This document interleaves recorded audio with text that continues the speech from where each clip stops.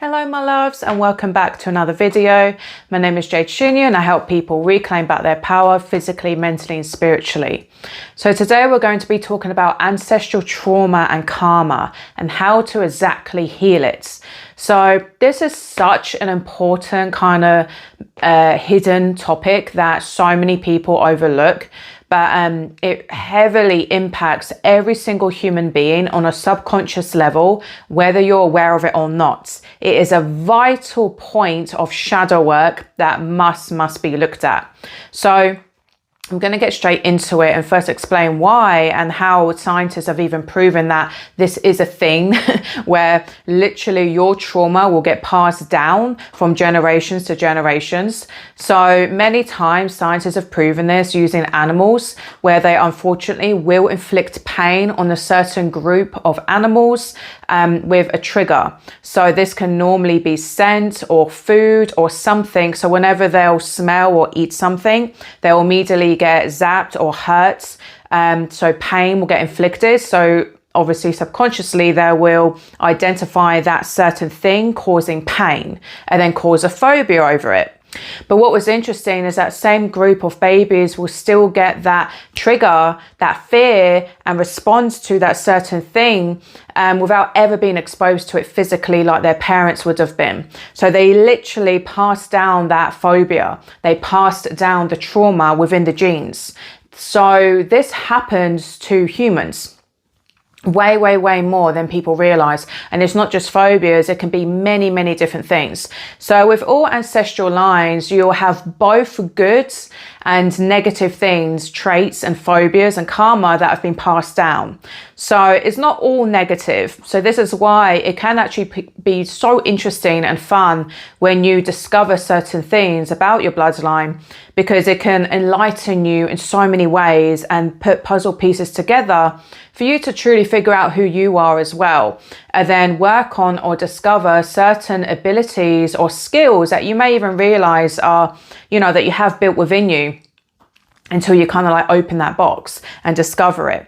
So, but on the flip side, what is the most problematic thing and most important thing to address when doing ancestral healing is, of course, discovering the negative patterns, the reoccurring cycles of trauma, abuse, addiction, adultery, abandonment, so many things that your family and your ancestors may have done or gone through or endured.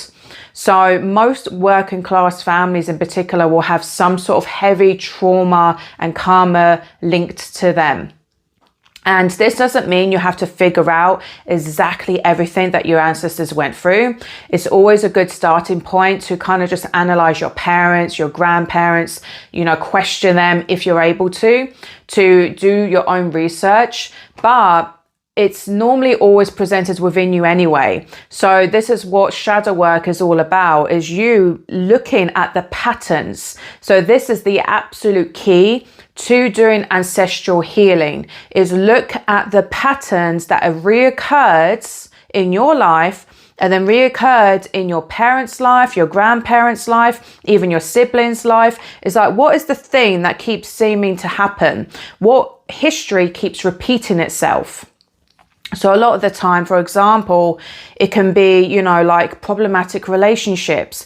If you have a sort of trauma with adultery or being abandoned, this thing may be, keep repeating throughout history. So you notice all the women in your family may always be in abusive, toxic relationships. They may subconsciously always attract very toxic, narcissistic men or some sort of abuse, or even SA, more severe things as well. So it's kind of like seeing what thing keeps happening to your family. What thing is like a very obvious pattern. Another thing can, of course, be addiction. They always say addictions always tend to run in the families, and this is why. So because addiction a lot of the time will be a consequence of neglect, of emotional abandonment, of not feeling loved. So you may come from a family lineage of very avoidant people, very emotionally unavailable parents, or then they probably had that from their parents and then their parents. So there may be this big void or, you know, blockage of intimacy that's been passed down. So then obviously that can cause addiction in certain family members, and then escapism. So there's so many different things, and it's not always like major big things. Sometimes it can literally be a trait of always avoiding responsibility. And it's so important to address these certain things and become aware of it, because if you don't analyze negative toxic patterns within your bloodline, you are doomed to repeat them. So this is what self-awareness is so vital and important, especially when you're on a spiritual path, or anyone on the path, because you are incarnated a lot of the time to break those cycles. So what a lot of people don't realize, especially with, you know, the black sheep of the family, or the spiritual one in the family, or the empath or light worker, wherever you feel you identify with, is the reason you are here is because you are basically incarnated in this bloodline. You chose to incarnate in this bloodline to break these cycles, because you knew that your expansion, your light, your consciousness, your awareness, the potential gifts that you have within your soul would be able to break them, to alchemize and transmute the pain, the suffering, the addiction, the toxic shit that has been going on for so long in that family line. So on a very deep esoteric note, this is why, you know, the black sheeps, the ones who are more conscious, aware, who see the very toxic habits, who kind of trigger their family, you're doing that for a purpose, a very big purpose. And it's because you've come to break the cycles. So that being said, I will now be moving on to basically, you know, what can you do to break the cycles? What can you do to actually free your ancestral trauma and karma? So a lot of the time, many people who are kind of just indoctrinated into their family, or brainwashed, or don't have a spiritual awakening yet, you'll just kind of puppet through. You'll basically just repeat the same patterns. So basically the key is to, of course, do the opposite of what they do. So this is why it can be really difficult depending on what sort of culture and family you've been born into, because some cultures and traditions are way more draconian than others. So this is why some people will have a tougher job dealing with certain generational traumas and karmas than others. So because you have to be basically so courageous and so strong mentally to deal with it, because a lot of the time, one, it can actually be borderline dangerous, and two, it really depends on like what's being enforced onto you as well. But that being said, you know, this is what will liberate you and everything in the bigger picture. So what you need to do is just be very conscious, is to bring awareness to what is happening in that family, and then do the opposite. So you identify the wounds, you identify the karmic debt that they may have as well, and then you do the opposite of that. So for example, if, you know, there's an addiction sort of curse that runs in your family, you don't fall into addiction. Or if you have fallen into addiction and you're kind of like, you know, almost repeating history, you do the opposite. You get clean. You know, you don't touch substances. You do the opposite. And another thing can be like, you know, for example, relationships. If you see a very toxic pattern of relationships, you set yourself high standards. You set yourself very firm boundaries. You don't repeat the same dark history that your ancestors and your parents have done. You don't repeat history. So instead, this can be walking away from a toxic relationship. This can be putting yourself first. This can stop people pleasing. So this is a very common theme that I see with many female clients in particular, is this kind of very dark lineage of the women being heavily abused by very toxic, controlling, narcissistic men. and also having a heavy witch wounds. So this will be like always having to make yourself small, fawning, people pleasing, not really standing up for yourself. So it's this energy of like basically, yeah, fawning to keep yourself safe. So you're basically stuck in that severe, you know, survival instinct that your ancestors would have been in just to get by. But now you have to realize, you know, you don't have to be like that anymore. We're not living in those times. So it's like, wait a minute, I can actually step into my power now without being burnt alive, without being, you know, kicked into the asylum by my toxic husband, like, which happens a lot. So it's like, you know, you don't have to live that way anymore. So take the steps to liberate yourself. Take the steps to reclaim your power that your ancestors couldn't do. Because so many people from the past were living in really, really dark times, far worse than we have today. Even though the earth is extremely chaotic and there is a lot of suffering, you know, many ancestors had it a million times worse. So it's kind of like, one, being grateful that you have different resources that they didn't, because we do, even with the internet, even with people, you know, we have information at our fingertips, literally, to learn these things, to evolve, to basically, you know, do the inner work that these people doesn't have. Now, I'm not talking about ancient times where they were more advanced. I'm talking about the more recent sort of history past. So it's really analyzing your shadow traits that don't just come from your childhood, but also come from like your ancestors that they would have gone through. So this is why it can be beneficial to do research, to try and figure out, you know, what your ancestors actually endured, what sort of traumas they may have gone through.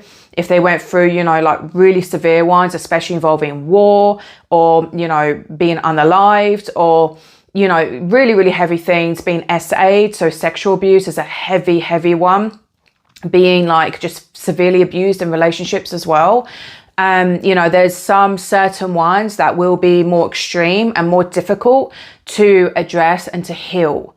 But this is why it's so imperative that you do try to find out what you can from your parents if you're able to, or do some research. You know, because so many family members are, of course, racists, especially the boomer generation, because they would have maybe gone through something that, you know, some sort of abuse or opposition from another race of people.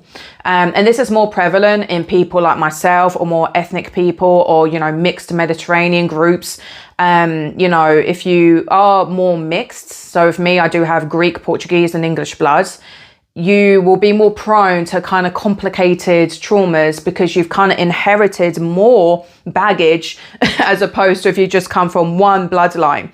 And that's not being, but, you know, guaranteed, it depends on the bloodline, because sometimes if you come from like a bloodline of a certain group of people that had real heavy baggage and trauma, you know, it can be even worse. But it can just be a bit messy, a bit more chaotic if you have multiple bloodlines where that are like closer to you now. So it will be more, you know, heavy sort of loads to address and to deal with. But this is why certain healers and oracles will choose these bloodlines for that reason. So a lot of the time, you know, certain groups of people will choose a bloodline that has gone through severe trauma, like I was saying before, because it's like those are the ones that need help the most. That bloodline, that generation is so inflicted with pain and grief and suffering. It's like they're begging for help. Your ancestors, all of that, because they're all downloaded within you. All of it is downloaded within you.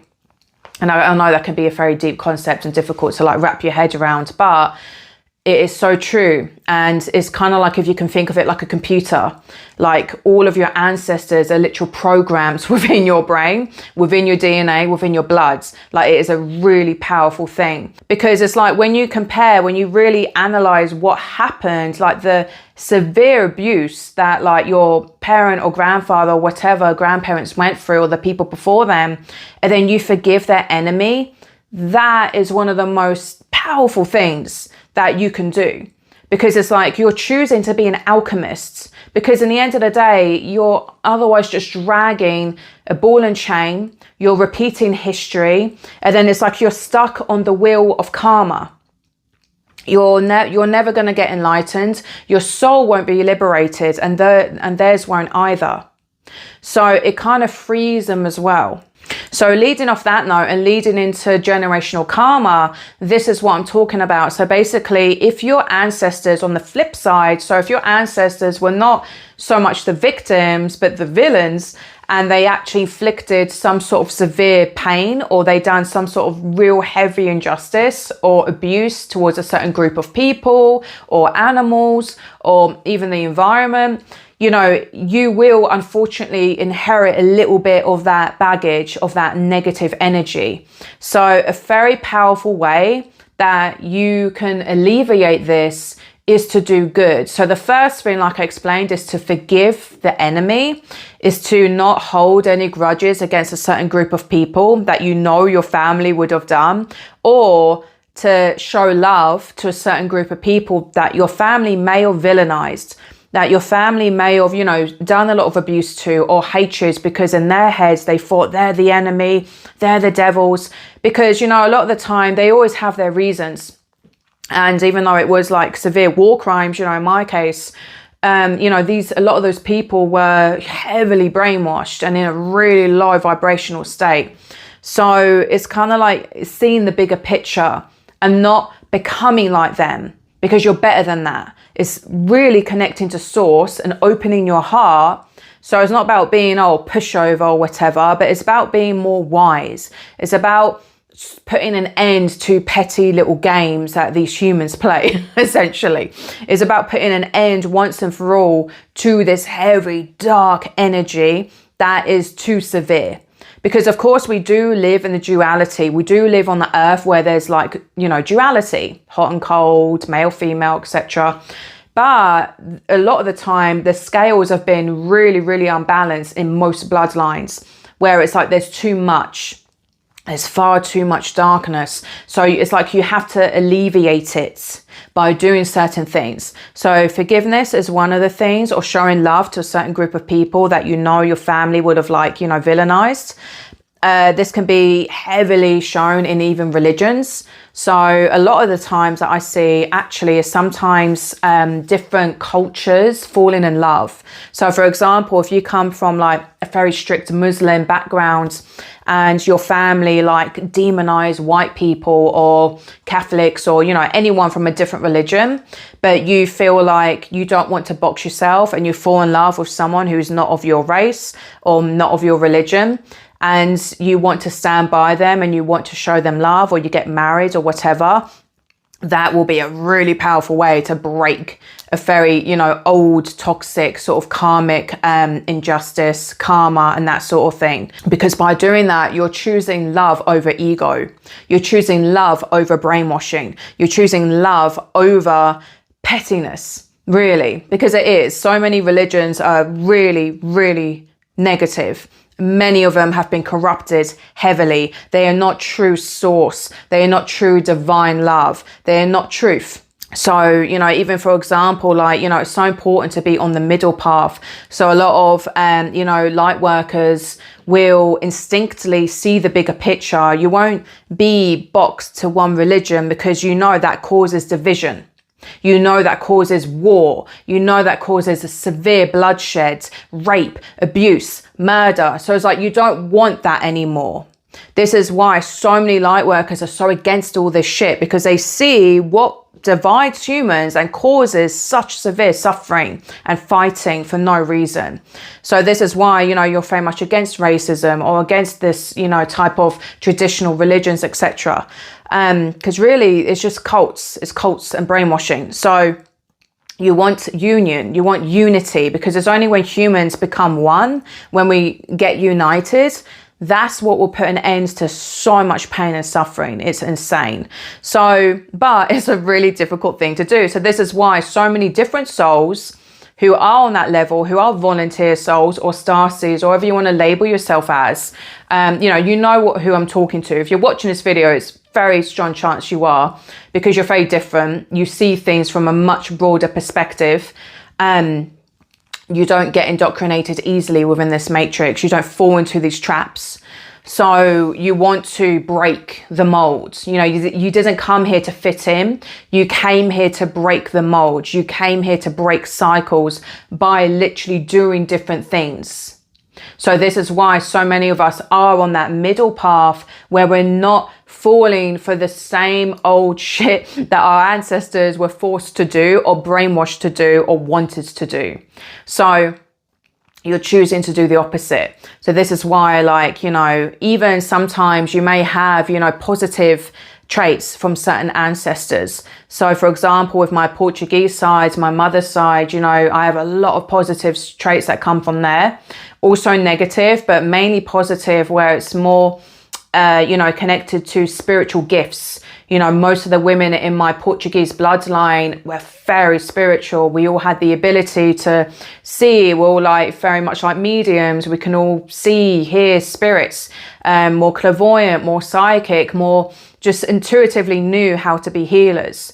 A lot of empathy, very big hearts. So we innately had this gift. And even though it could, you know, feel like a curse at times, it definitely could, when we didn't know how to protect ourselves, because it can attract a lot of negative entities.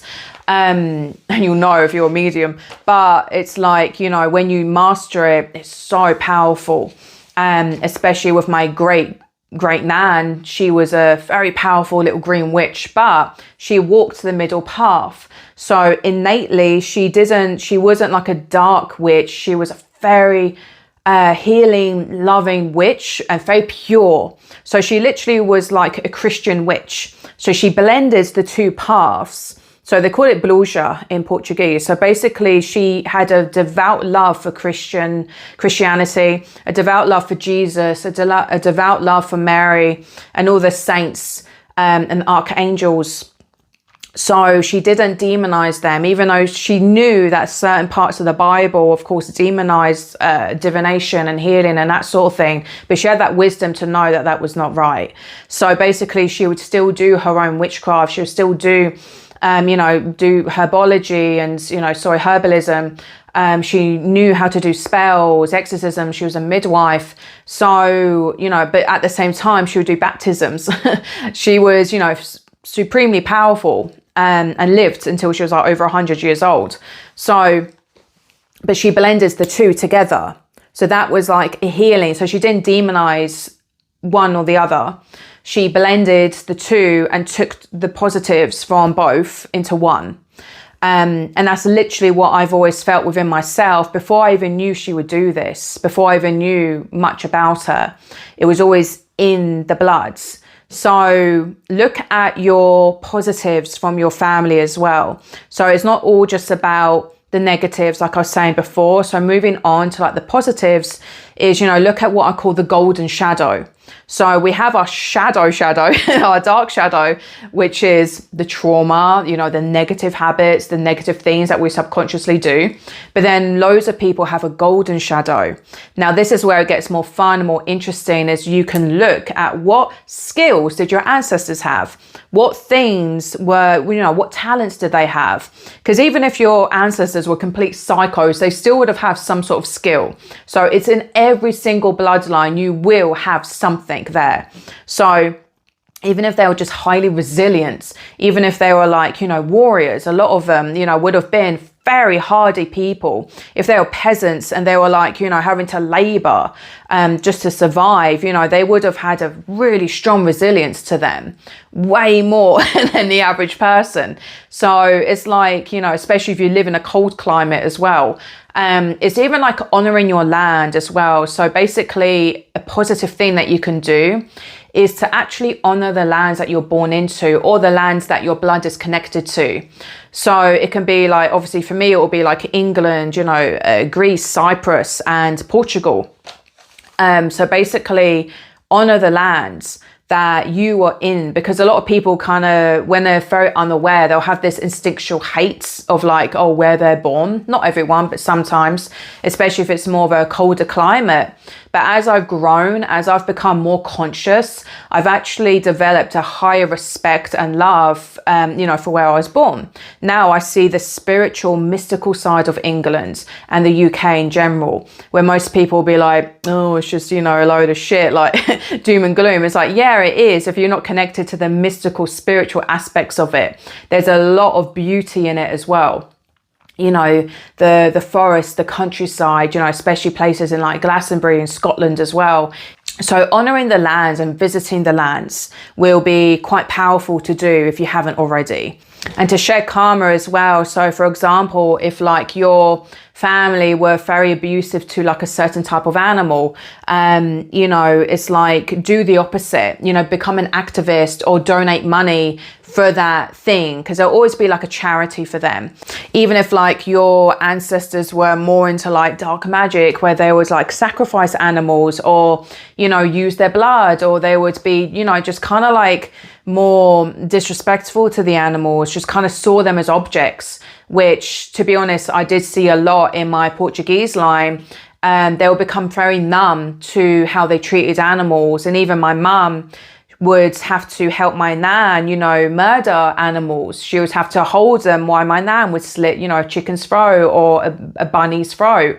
And she'd have to hold them whilst, their blood was literally drip into a bucket. So even though they were doing it just to, feed themselves, it was done in a very sort of cold way. They were literally seen as almost like a vegetable, not really an animal. It's like they had to switch off that empathy to not feel guilty for how they would treat these animals in order to kill and eat them. So even with me now, I've been vegan. So I feel like even with that, it's like I've been shedding a lot of karma, and by not seeing them as just like objects to kind of abuse and torture or consume, to see them as they are. Because it's like, unless you live off grids, it's really not necessary to live like that anymore. It's like, you don't need to be doing that. So it's kind of like, again, having more respect for everything, where our ancestors didn't. A lot of the times they were in extreme survival mode, and they just had to like kind of almost fragment their consciousness to get by. So it was almost like they were very much living just in their root chakra a lot of the time. And they would dismiss their empathy, their heart, to just survive, where we don't have to live like that anymore. So in order to do that, you can now live a different, more conscious lifestyle where you're not doing that. So that would be a really good way to do that, or to literally help charities, like I said, donate money, really figuring out, or for example, if you have a more darker aspect of, children getting abused in your family line, for example, like you knew that went on quite a lot, you can, literally go help children. You could go volunteer, you could, donate to children charities and that sort of thing. Or if there's like a lot of abandonment that happened in your bloodline, if like the parents always abandons their children, if you have a child yourself, it's like absolutely dote on them, love them, don't abandon them, literally, be the best parent that you can for them. So again, you don't repeat history.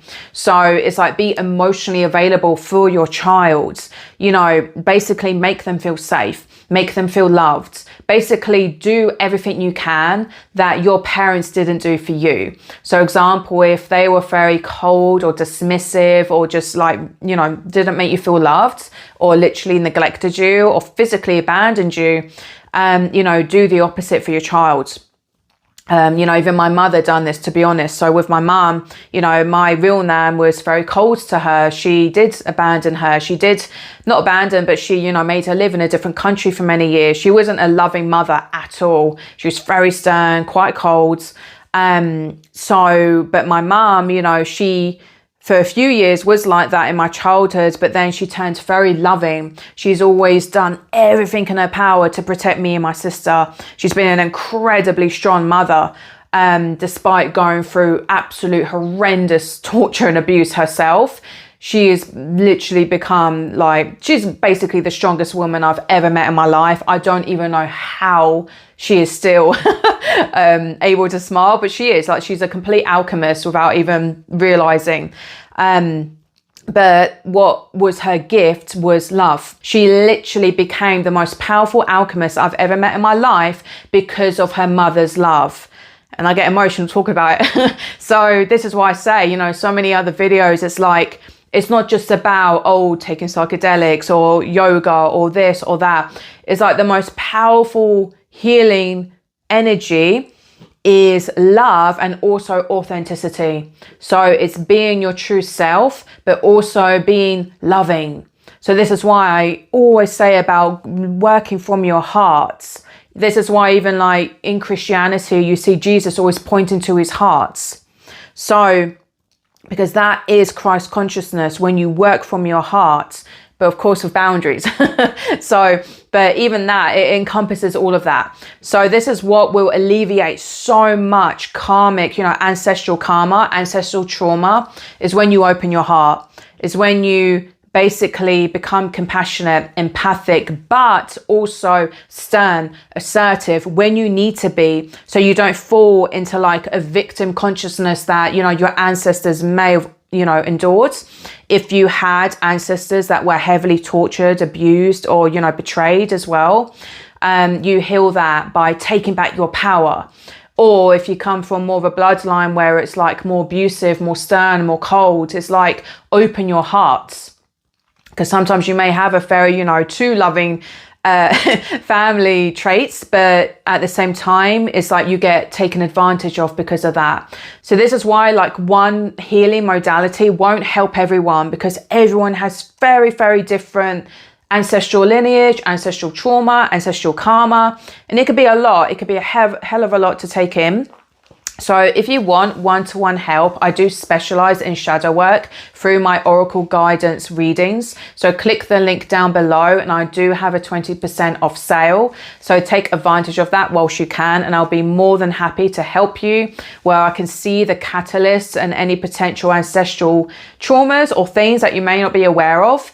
So you can really like bring that to the surface, because like I always say, you can't heal what isn't revealed. You have to go within. You must see thyself. You must know thyself. And the more you know thyself by looking at all these aspects of your consciousness, you're bringing back parts of yourself as like a whole. It really is like putting puzzle pieces together. And then you see the full picture, and it makes so much sense. And ironically, you feel less of a victim when you do so, because you're like, you see the patterns, you see why this happened. So it makes it less personal as well. You won't feel like, oh God, like such a victim all the time. You'll see, shit, this has been going on because of this and this and this.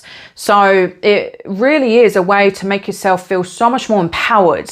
It's so empowering when you do ancestral healing, and it's so necessary. So I'll leave it there, my loves. I hope this video made sense. I hope you can do what you can to discover your ancestry, to see the positives and the negatives of your bloodline, and to alchemize all of the wounds into wisdom, all the pain into power, so you can truly, truly get on your most highest timeline and really activate your true highest potential. So with that being said, I'm sending you so much love, so much light. Take care of yourselves. Ahimsa.